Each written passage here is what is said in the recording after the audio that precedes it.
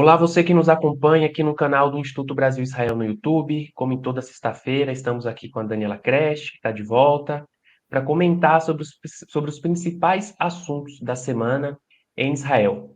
Quero pedir para você deixar o seu like aqui no vídeo, é muito importante. Se você não for inscrito aqui no canal, para se inscrever. Se possível, se quiser colaborar com o IB, ajudar gente aqui a dar continuidade a esse trabalho, é só escanear o seu celular nesse QR Code aqui na tela, é só apontar a sua câmera. Você vai estar ajudando aqui o Instituto Brasil Israel a continuar esse trabalho e muitos outros. Dani, tudo bem por aí? Muita agitação, mais uma semana intensa em Israel, né? Pois é, aqui cada semana parecem 10 anos, né? Primeiro, queria pedir desculpas a todos pela minha voz. Eu na semana passada não pude fazer o expresso, porque, assim como metade de Israel, fiquei doente com uma gripe pesada. Eu acho que um quarto dos israelenses estão com algum tipo novo de Covid. O outro quarto está com gripe forte, foi o que eu peguei. Então, realmente, janeiro tem sido um mês assim de muitas pessoas muito doentes aqui no país também, né? Tá frio. Então, desculpa pela minha voz. Realmente foi mais uma semana agitada em Israel, uma semana pesada, e principalmente por causa de um número que foi o número que a gente chegou, que foram os 100 dias desde o começo da guerra, no dia 7 de outubro. Né? Então, os 100 dias foi na segunda-feira passada, 4 dias atrás, a gente hoje está no dia 104, e nesse dia de 100 dias teve muitas manifestações pelo país, muita gente acendendo vela, muita gente falando disso. Teve notícias 24 horas. Aqui está o tempo todo notícias 24 horas, mas teve realmente programações especiais sobre esses 100 dias, tentando, enfim, entender o que aconteceu e quais são as perspectivas para o futuro. E a coisa que realmente mais nesse momento se fala, obviamente, é sobre o futuro e as perspectivas para os reféns, né? O número oficial é 136 reféns, apesar de que já se sabe que não sei, um quarto, talvez, um terço deles não estejam mais vivos, né? O Hamas estaria com o corpo desses reféns.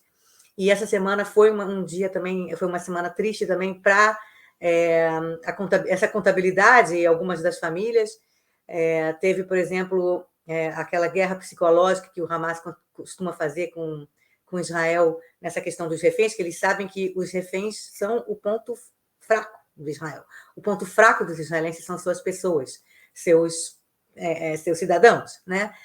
Então, houve já no começo da semana uma série de vídeos com uma refém chamada Noa Gamani, que é uma refém bem conhecida agora, porque a mãe dela, que é chinesa, que casou com um israelense e mora em Israel, ela está com câncer terminal, e ela já deu várias entrevistas dizendo que a última coisa que ela quer, o único desejo dela agora, antes de morrer, é rever a filha, né? E a Noa é uma das mulheres que aparecem em alguns dos vídeos que mais circulam sobre o sequestro, né? É uma das jovens que aparece sendo sequestradas e gritando, tal, tudo é a Noa. E ela apareceu nesse vídeo, em uma série de vídeos, ela e mais outros 2 reféns, um chamado Itai Svirsky e outro chamado Sharabi, peraí que eu perdi o nome dele, Yossi Sharabi, tá? E eles 3 apareceram no mesmo dia falando para a câmera, e o Hamas fez uma terrível guerra psicológica com isso, meio que colocando para votar na internet quem mata, quem não mata. Mata esse ou mata aquele, ou mata não sei o quê. Uma coisa terrível, e no dia seguinte apareceu um outro vídeo só da Noa Argamani falando que os outros 2 tinham morrido, que eles tinham sido mortos. E, obviamente, o Hamas culpou Israel pela morte dos reféns, dizendo que eles foram mortos em algum tipo de ataque aéreo israelense, e inclusive teve até um outro vídeo contando isso, quando um entrevistador britânico estava entrevistando também um pai de uma sobrevivente, aquela Emily Hand, né, que o pai dela é britânico, estava entrevistando, e ele falou ao vivo para ele, teve mais 2 reféns que morreram, e achei terrível ele falar ao vivo para o cara, e sendo que um desses reféns que foram mortos teve com a filha, com a Emily Hand, de 9 anos, que foi libertada durante todo o tempo que ela ficou presa, e ele começou a chorar, e foi terrível porque a menina de 9 anos estava do lado dele, e a menina de 9 anos começou a enxugar as lágrimas do pai, o pai chorando por causa de um dos reféns que morreu, e a menina com a mãozinha dela botando a mão aqui para tirar as lágrimas do pai. Coisas terríveis que são essa guerra psicológica que o Hamas faz com Israel, tocando no ponto fraco de Israel, que são os reféns, né? Então,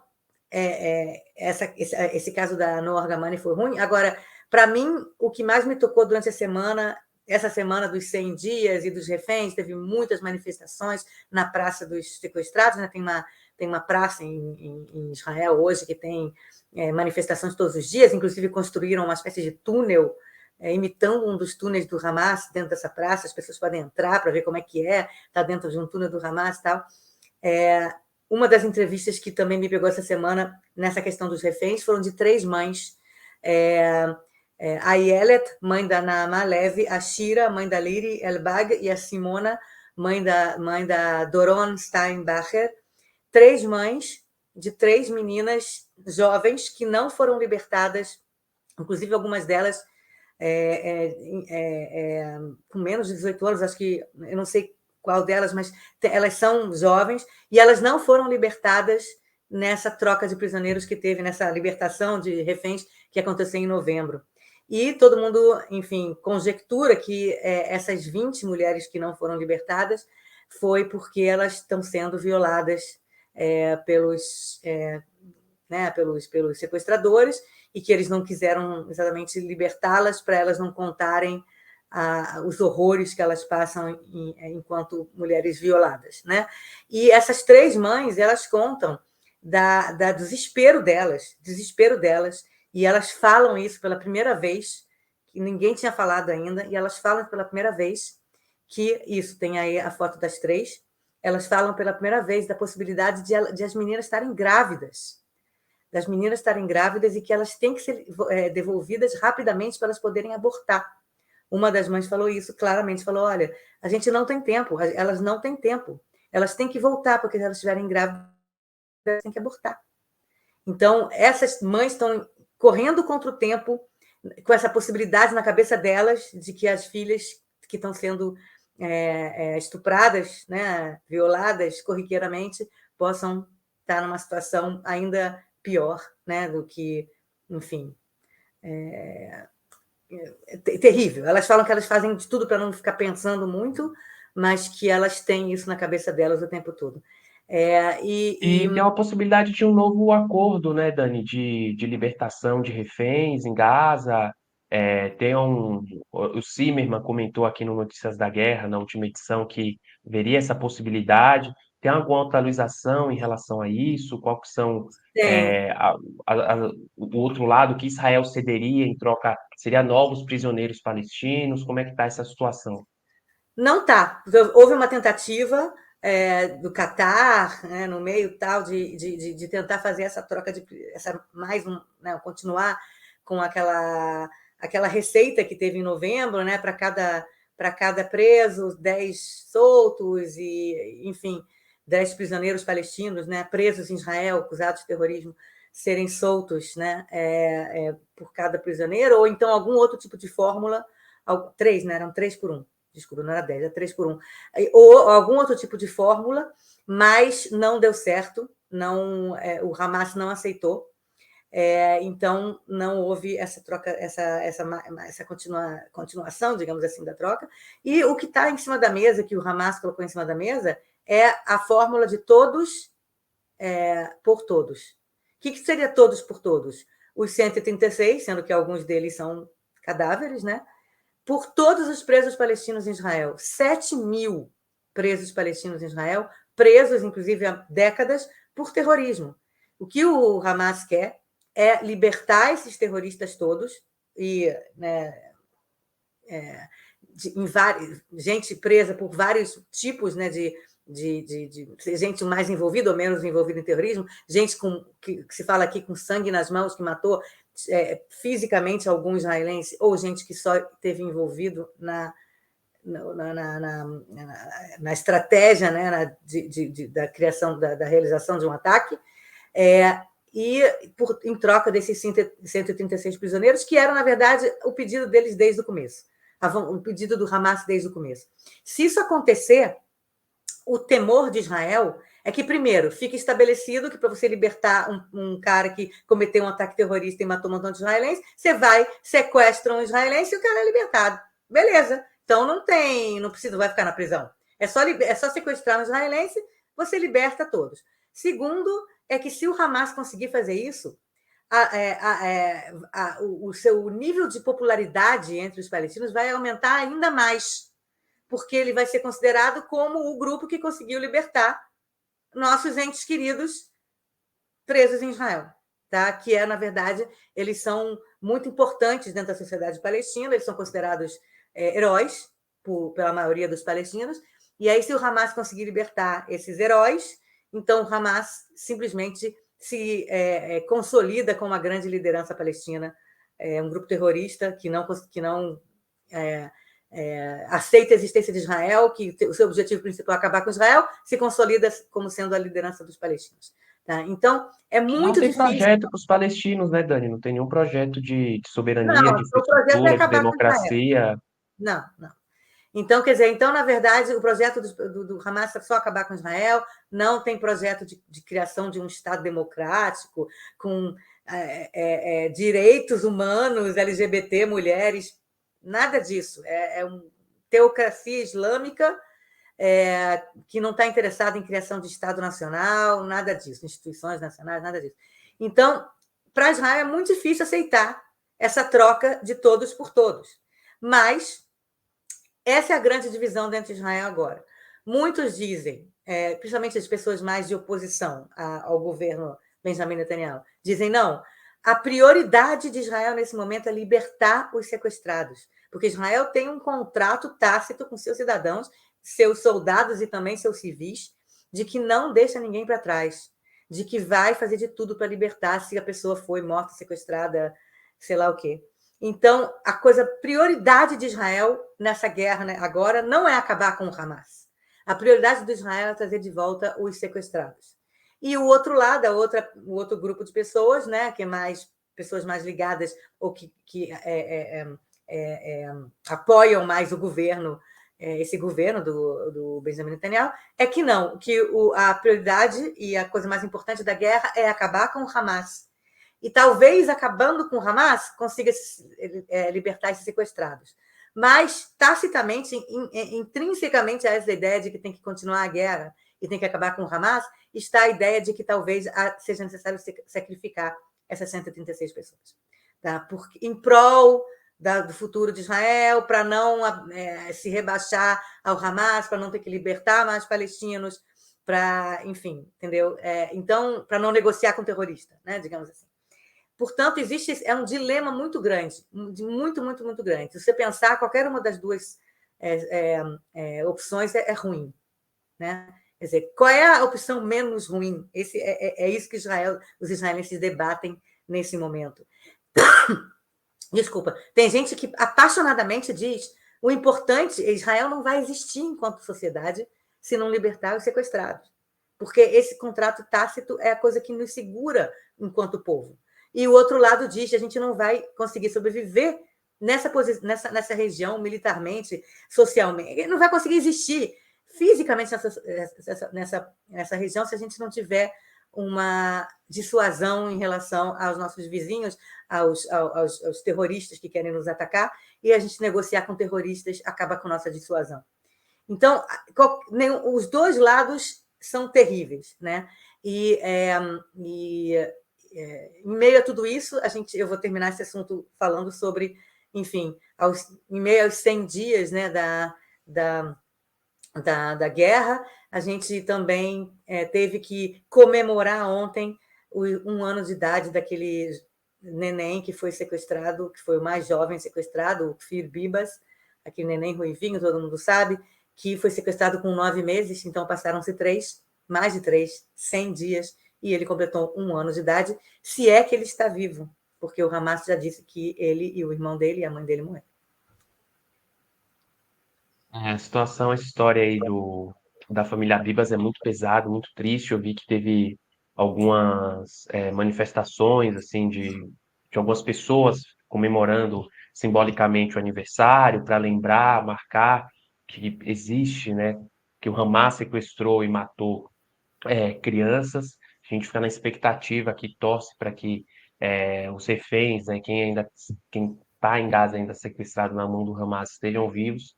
Mas é um dilema muito grande, né, Dani? Essa questão dos reféns, a angústia, a agonia dos familiares. Eu comentei aqui no episódio passado que eu tive aqui com a família Bibas e com a família do brasileiro, Michel Nzenbaum, e é muito difícil, é muito doloroso essa sensação de incerteza, né?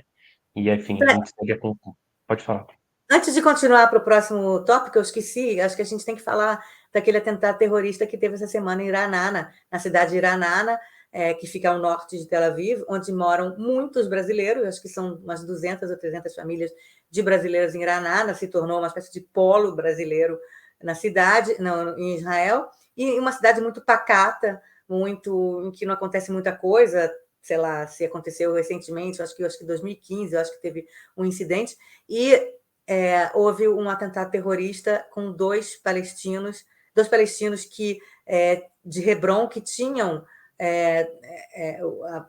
o visto para poder trabalhar em Israel, trabalhavam num lava-jato em Ranana e que decidiram naquele dia, era um pai e um sobrinho, ou um pai e um filho, acho que um pai e um filho, um de 40 anos, outro de 20 e poucos, 40 e poucos, 20 e poucos, decidiram então, no meio do dia em que eles estavam lavando o carro, matar uma senhora idosa que estava dentro de um dos carros sendo lavado e pegar o carro dela e tentar atropelar outros israelenses. Eles conseguiram, então, matar uma pessoa e ferir uma dezena, inclusive crianças que saíam de uma escola, tal, e tudo. Eles sequestraram vários carros, quer dizer, eles tiraram vários carros e foram tentando atropelar pessoas. E essa mulher, essa senhora que foi morta, ai, meu Deus, esqueci o nome dela de novo. Agora estou esquecendo os nomes das pessoas. Uma senhora que foi morta em Iranana, ela... Edna Blustein, eu acho. Edna Blustein, ela era a dona de uma casa onde uma grande amiga minha alugou essa casa durante 10 anos. Essa grande amiga minha, que morou em Iranana por 10 anos, alugava a casa dela, dessa senhora, e ela conta que essa senhora era muito simpática, muito generosa, muito boa praça, uma pessoa muito, sei lá, muito alegre e muito também em prol da paz e muito, enfim, não merecia esse fim, para demonstrar também que todo mundo, de alguma forma, tem algum tipo de relação com alguém que conhece alguém que conhece alguém, que ou morreu, ou que está em Gaza, ou que foi sequestrado, ou que foi morto. Quer dizer, é um país muito pequeno e essa dor de cada pessoa que morre, inclusive cada soldado, né? Todo dia são anunciados nomes de soldados que morrem, cada dia 2, 3, tem dias que são 9. É uma dor incrível, uma dor terrível, e se em novembro houve aquele momento assim um pouco de alívio quando foram libertadas naquela 80 reféns, uma coisa assim, como naquele momento houve um certo alívio entre os israelenses, desde aquele momento em que houve esse cessar-fogo, não há alívio, que você tem 2 meses, aqui 1 mês e meio, de que todo dia as notícias são cada vez piores, uma possibilidade talvez de uma abertura de uma frente maior com o Líbano, com o Hezbollah, né? A gente tem falado pouco do Hezbollah, mas é possível que haja que o Hezbollah entre em guerra com Israel, que Israel entre em guerra com o Líbano, né? Existe essa possibilidade cada vez maior disso acontecer, sem contar os Houthis lá no Iêmen, que estão adorando essa coisa de entrar em guerra com Israel, com os Estados Unidos, com o Ocidente. e sem contar as coisas que acontecem dentro da Cisjordânia e dentro de Israel, como esse ataque terrorista. Quer dizer, não há um dia de alívio para os israelenses em Israel, não, as pessoas tentam voltar a uma espécie de nova rotina de guerra, mas novo normal, né? Mas é muito, muito, muito difícil, e não diminuindo aí do que acontece em Gaza, e a gente vai falar agora de Gaza, mas a situação dentro de Israel, o clima, o humor nacional está muito ruim. É um país que tem 9 milhões de habitantes, né? Se aqui no Brasil, que é um país muito maior, muitas vezes a gente já tem pessoas em comuns que se conhecem de estados diferentes. Imagine em Israel, que, enfim, em horas você cruza o país inteiro. É, Tem um pai de um amigo meu que ele, enfim, já é idoso, que ele falou que nos anos 50, nos anos 60, Israel era um lugar que todo mundo se conhecia, todo mundo era amigo. E até hoje tem um pouco disso, né, Dani? Enfim, é muito triste essa situação que aconteceu em Granana e esse clima que a sociedade israelense vem enfrentando desde o dia 7 de outubro, né? E aí você falou de E Gaza, ainda enfrentando também acusação de genocídio em Haia, né? Acho que em a gente falou Haia, agora. É. pela Sem África contar do Sul, a gente falou aqui no episódio passado. Então assim, é muito triste, é um sentimento nacional, né? E você falou de Gaza, entrando aqui no segundo assunto, né, que é como que está em Gaza agora. Nesse momento, Israel está na terceira fase de guerra, com menos tropas em Gaza, tem uma retirada considerável das tropas israelenses dentro do território palestino, em Gaza. E o que o Hamas tem feito para se manter vivo e o que Israel quer que aconteça com o fim da guerra, porque o Hamas ainda continua, né, com ofensiva contra tropas e contra os territórios israelenses, ao mesmo momento que outros focos de guerra vai explodindo no Oriente Médio e na Ásia. Você tem agora uma tensão entre Irã e o Paquistão, que é um dos principais financiadores do Hamas, toda a tensão no Iêmen com os Houthis, né? Então, qual que é a situação de Gaza hoje das tropas israelenses dentro desse território? acho que a gente, desculpa, também tinha comentado da última vez que Israel entrou numa terceira fase da guerra, né? Quer dizer, então existem menos tropas israelenses dentro de Gaza agora, os reservistas foram liberados, e tem menos tropas dentro de Gaza agora. E no dia em que Israel saiu de um dos lugares também, em termos maciços, né, massivos, saiu de uma das cidades, o Hamas conseguiu soltar e atirar 20 foguetes contra Netivot, uma cidade também do sul, perto de Sderot, também uma cidade bem perto da fronteira com Gaza. Quer dizer, o Hamas ele quer todos os momentos mostrar que ele ainda existe, ele ainda está vivo e ele pode atacar Israel.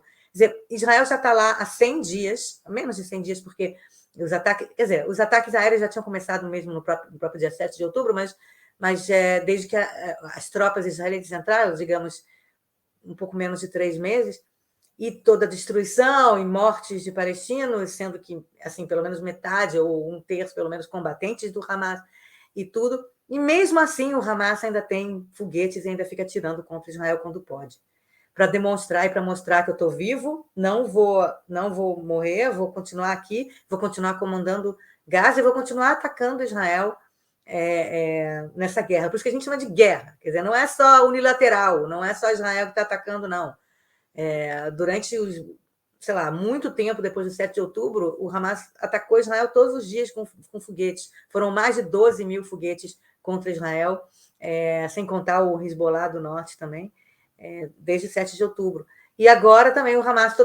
foi só as tropas israelenses saírem de uma área para eles atacarem. Quer dizer, eles continuam... O Hamas pode ser que eles estejam um pouco mais caóticos nesse momento, que o comando dele esteja mais caótico, né? Que exista menos instruções assim imediatas entre o comando e as tropas, né, do Hamas, mas eles estão embaixo da terra, eles estão nesses quilômetros de túneis embaixo da terra, nessa Gaza 2 que existe debaixo da terra, nos túneis que eles construíram com todo o dinheiro da ajuda internacional, e eles estão lá esperando Israel sair para atacar Israel novamente, e inclusive passaram realmente por uma guerra de total guerrilha. Quer dizer, antes, se no começo ainda existiam combatentes do Hamas lutando contra as tropas israelenses sob a terra, né? Quer dizer, não dentro dos túneis, mas em cima, agora eles estão escondidos mesmo nos túneis e eles estão, sempre quando eles podem, eles dão uma saída, matam 1 ou 2 soldados e voltam para o túnel. Quer dizer, eles estão realmente em guerrilha total, um momento total de guerrilha. E isso que está mostrando agora a parte preta que eu risquei de preto, que é bem na fronteira entre Gaza e o Egito, né? É um lugar que os israelenses chamam de Rota Filadélfia. Seria Estrada Filadélfia, né? Mas eles chamam de Filadélfia, que é a 16 quilômetros entre o Mar Mediterrâneo e já a tríplice fronteira entre Gaza, Israel e Egito, né? Que é justamente a fronteira entre Gaza e Egito. Essa fronteira entre Gaza e Egito é uma estrada que eu chamei de, né, falei, Rota Filadélfia. E essa estrada, essa via, né, que marca a fronteira entre Gaza e Egito, que, na verdade, é o grande problema de Israel hoje em dia. O que o governo israelense, quer dizer, os militares e o governo, o gabinete de guerra diz que essa parte, essa estrada, Israel vai ter que, pelo menos no começo, controlar fisicamente com soldados. Por quê? Porque todos esses mísseis que foram lançados, foguetes, mísseis que foram lançados contra Israel, todo o armamento que o Hamas tem, tudo do Hamas, sei lá, todos carros, armamentos, cimento, tudo que eles recebem de contrabando passam por essa fronteira entre Gaza e Egito. E não passa por cima, passa também por túneis embaixo. Antes de ter túneis dentro de toda Gaza, que a gente vê, e dentro e eles tentando fazer túneis também para passar para Israel, né, que foi o túnel, por exemplo, que eles conseguiram sequestrar o Gilad Shalit em 2006, tal e tudo. Antes desses túneis, já existiam túneis entre Gaza e o Egito. Túneis enormes, por onde passam carros, caminhões. E por esses túneis embaixo da terra é que são feito todo o contrabando de armamentos que o Hamas tem. Então, Israel já falou no passado e já tentou várias vezes controlar essa fronteira entre Israel e Egito, com a ajuda do Egito, né? Israel e Egito controlar essa fronteira, mas nunca conseguiu, porque sempre tinha esses túneis embaixo da terra. O Egito até tentou, inclusive, fazer uma barreira de vários centenas de metros para baixo da terra. Eles fizeram, em um certo momento, uma barreira terrestre, um muro para baixo, né, para tentar evitar que houvesse esses túneis. Os egípcios também não gostam desses túneis. Também acham terrível que haja esse contrabando. Mas, de alguma forma, eles conseguem fazer o túnel ficar mais baixo ainda. Né? Eles passam por debaixo do muro que o Egito gastou milhões de dólares também para construir. Né? Então, essa fronteira, a Rota Filadélfia, é que hoje em dia o que os militares israelenses dizem que na verdade, um dos endgames de Israel é voltar a controlar essa fronteira, tá? Que já tinha saído há algum tempo, porque não tinha conseguido um esquema junto com o Egito, né? Um acordo com o Egito para fazer esse controle junto com o Egito, né? E a Israel acabou saindo da fronteira totalmente, só o Egito controla hoje em dia, mas o Egito não consegue, né? Não consegue controlar por causa desses túneis. Então, uma das coisas principais que Israel diz no futuro, independentemente de quem vai controlar Gaza civilmente, se vai ser um grupo, né? Um grupo de países do Golfo, países europeus, o Egito, quem é que vai entrar lá e controlar civilmente a faixa de Gaza? Israel já disse que não quer ficar em Gaza, nem militarmente, nem civilmente, mas o que Israel diz nesse momento é que vai ter que ficar essa linha preta aí que está aparecendo. Na Rota Filadélfia, Israel quer ficar. Então, é uma das coisas que está ficando cada vez mais claro. Não sei quando vai terminar essa guerra, não sei como é que vai ser isso, mas que Israel vai querer controlar essa fronteira junto com o Egito, junto com os Estados Unidos, junto com outros agentes também, mas que essa fronteira vai ter que ser monitorada muito mais fortemente do que era até agora. Mais uma situação aí que a gente segue acompanhando, mais uma incerteza, né, de como que vai ser esses próximos passos, né, aí em Gaza. Eu vi recentemente algumas imagens que as próprias forças de defesa de Israel repercutiu nas redes, né, e é isso, é uma guerra com muitos destroços, as cidades destruídas e que cada espaço ali é disputado, uso de drones, de câmeras, para tentar ao máximo, né, Dani, evitar tanto vítimas inocentes, quanto a perda de soldados, que é uma situação muito delicada mesmo, e, enfim, o day after, né, não só em Israel, mas em Gaza também, como que vai ser, quem vai administrar, segue sendo uma questão e a gente segue acompanhando. E entrando aqui no terceiro e último assunto, né, Dani, falando especificamente de uma entrevista que o general da reserva, o Gadi Eisenkot, que é ex-chefe do Estado-Maior das Forças de Defesa de Israel, ele deu uma entrevista para a jornalista Ilana Dayan. Nessa entrevista, ele fala que o governo de Netanyahu, de Benjamin Netanyahu, atual primeiro-ministro de Israel, não diz a verdade ao povo. Ele sabe bem que é uma das poucas pessoas que fazem parte do gabinete de guerra em Israel. E aí, qual que é o impacto dessa entrevista? Se repercutiu aí? O que que ele disse, Dani? Que é uma declaração muito forte de uma pessoa que não é qualquer pessoa dentro da sociedade, dentro da política institucional israelense, né? Ele inclusive teve o filho dele, morreu, o filho mais novo dele, Gala Eisenkot, morreu há mais ou menos um mês atrás, tanto que essa entrevista foi feita mais ou menos na época que ele estava ainda ainda inclusive barbado, né? Porque tem essa tradição judaica de que você não se barbeia por 30 dias, né? Depois da morte de um ente querido. E ele perdeu também no dia seguinte que o filho dele morreu, o Gala Eisenkot, morreu o sobrinho dele, Maor Eisenkot, quer dizer, para mostrar que os generais aqui colocam a mão na massa e os filhos dos generais morrem também, não é povão, né? A gente novamente fala que o exército é o exército do povo, é todo mundo, né? Não vai só a gente que está buscando algum trabalho ou que não tem uma carreira, ou sei lá o que, não. As pessoas que estão no exército são de todos os níveis sociais que você pode imaginar, e gente, inclusive reservistas que estão estudando em universidade, que têm negócios, que são CEOs de companhia, quer dizer, então o exército é todo mundo, é o microcosmo da sociedade mesmo. Então, ele deu essa entrevista que está repercutindo muito, muito, muito, muito, porque depois da morte do filho e do sobrinho dele, e pelo fato de que ele entrou na política como um cara de centro, né? Ele está, inclusive, no partido do Benny Gantz, que justamente entrou na coalizão de governo para tentar balancear esse governo, para ele não ir totalmente para a extrema-direita, né? Porque a gente sabe que esse governo ele tem, na coalizão, tem partidos de extrema-direita que não estão no gabinete de guerra, justamente para isso. Quer dizer, então, o Benny Gantz e o Gadi Eisenkot entraram no governo para tentar afastar a influência da extrema-direita da administração da guerra, e conseguiram, né? No gabinete de guerra não tem ninguém da extrema-direita, desses partidos de extrema-direita que a gente fala, Itamar Ben-Gvir, Bezalel Smotrich, não estão no gabinete de guerra, e quem está no gabinete de guerra é o Benny Gantz e o Gadi Eisenkot. Tá? E os dois são generais da reserva que foram chefes do Estado-Maior, que foram chefes do Exército. Né?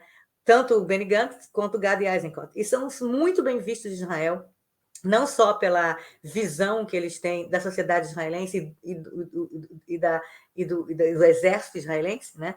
Como eles também são pessoas de centro, eles não são de direita. Os militares daqui, Israel, não tem nada a ver com o que a gente fala de militar brasileiro, não é golpista, nada disso. Os militares israelenses, como a gente falou, como eu falei, são microcosmos da sociedade, tem gente que pensa de todas as formas, mas a maior parte dos ex-militares de patentes bem altas, quando entram na política, né, como o Benny Gantz e o Gadi Eisenkot, eles em geral vão para a esquerda. Eles, em geral, assim como o Yitzhak Rabin era o general, o Yitzhak Rabin era exatamente isso, era um ex-general, ex-chefe das Forças Armadas, quer dizer, então, esses... O Yair Golan, né, que é um dos principais Yair vozes do Golan, Meretz hoje, Ehud né? Barak, são todos ex-generais que são da esquerda, que foram mais para o campo da esquerda. Tá? E é a mesma coisa com Gadi Eisenkot. E aí ele deu essa entrevista, e ele é um cara que é muito calado, ele não dá entrevista, ele não fala, ele é muito durão, muito não sei o quê. E ele deu essa entrevista para a Ilana Dayan, né, que é uma documentarista assim, de primeira categoria aqui em Israel, e ele falou várias coisas. Uma das coisas, como você já adiantou, ela perguntou o que você acha né, da administração do governo nesse momento, né? O que o governo está fazendo? Primeiro, ele falou que ele acha que, mesmo que o Netanyahu não tenha se responsabilizado pelo que aconteceu no 7 de outubro, ele não falou com todas as letras, eu sou responsável, né? Ele falou no final da guerra vai ter aí uma CPI e eu vou ter que responder a CPI. Foi o máximo que o Netanyahu falou até agora, mas ele não falou eu me responsabilizo pelo que aconteceu, eu tenho culpa no cartório pelo que aconteceu. Como o próprio Gadi Eisenkot, que não está mais no exército há anos, mas ele mesmo falou, eu me responsabilizo por ter estado. Quer dizer, então, mas ele falou que, mesmo que o Netanyahu, ou que esse, né, governo não tenha se responsabilizado pelo que aconteceu, eles são responsáveis pelo que aconteceu. E ela perguntou, mas você confia no Netanyahu e no comando dele? Ele falou que ele meio que se esquivou e falou, eu não confio em ninguém.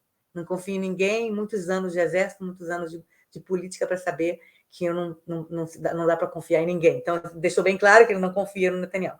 E aí ela perguntou, esse governo, né, a elite, né, a política, está falando a verdade para o povo? E ele falou, não. E ela tentou tirar dele, por que não? Né? E ele meio que não quis entrar muito em detalhes, mas deixou entender que muitas coisas que estão sendo ditas no gabinete de guerra, que estão sendo ditas para o público através dos porta-vozes do governo e também do exército, não são a realidade, não são o que estão acontecendo. O que eu entendo que isso demonstra, que isso, na verdade, espelha justamente o que o povo está sentindo em relação ao governo. A maior parte dos israelenses não querem Netanyahu mais no poder, não querem esse governo. Se eleições fossem hoje, esse governo estava fora e o Benny Gantz seria o primeiro-ministro. Né? Mas, por outro lado, é muito difícil também, nesse momento de guerra, que a liderança, a cúpula, né, do gabinete de guerra fale para todo mundo tudo o que está acontecendo, que deve estar acontecendo muita negociação por debaixo dos panos. Muita negociação com o Catar, com, sei lá, sauditas que nem têm relacionamento com Israel, países do Golfo, países ocidentais, Estados Unidos, Egito, muitas conversas, muitas negociações, algumas delas dão fruto, outras delas não dão fruto, e eu não sei até que ponto que você exigir que um governo nesse momento, ou que a cúpula militar ou política nesse momento fale tudo para o povo em tempo real o que está acontecendo, é produtivo. Tá? Quer dizer, então, eu entendo a crítica dele, que não está dizendo a verdade, talvez as intenções não sejam as que ele concorda, mas, por outro lado, a gente tem que entender também que há questões que a gente vai saber só depois. Só daqui a muitos anos a gente vai saber realmente o que rolou, o que aconteceu. Agora, o que ele fala também nessa entrevista, e que também está repercutindo muito, é que ele é a favor, ele está do lado. No começo desse nosso expresso, eu falei de como Israel está dividido entre o lado que quer a soltura, né, que é trazer os sequestrados de volta, mesmo pagando o preço de repente, libertar prisioneiros palestinos, todos os prisioneiros palestinos, e o Gadi Eisenkot falou que ele está desse lado, que ele acha que o mais importante e que o objetivo de guerra é trazer de volta os sequestrados. Ele, inclusive, no começo da guerra, existia, talvez, ele contou isso, existia uma possibilidade de um bombardeio muito mais maciço na faixa de Gaza, e ele falou não, porque pode matar os sequestrados. E aí ouviram ele, e aí não teve, pode matar os reféns, aí não teve um bombardeio maior até. Tá? Então, ele, na verdade, disse que o tempo todo, na cabeça dele, tinha que ter, fazer o máximo, quer dizer, o objetivo principal da guerra é trazer de volta os sequestrados e não derrubar o Hamas. E que ele é meio que voto vencido dentro do gabinete do governo, não o gabinete de guerra, mas o gabinete de governo, que aí já inclui a coalizão e os extremistas, tal, não sei o quê, que dizem, não, o mais importante é acabar com o Hamas, o mais importante é a dissuasão, o mais importante não sei o quê, não é o mais importante. Os sequestrados são importantes, os reféns são importantes, mas o mais importante não é isso. O objetivo de guerra é acabar com o Hamas. E ele contou que quando começou a surgir as primeiras informações sobre o cessar-fogo de 2 meses atrás, em que foram libertados, 1 mês e meio atrás, em que foram libertados esses 80 reféns, né, que eram no começo 240 reféns, agora são 136, então foram libertados mais de 100, no total, né, contando com o cessar-fogo, acho que foram 84, e teve outras libertações também.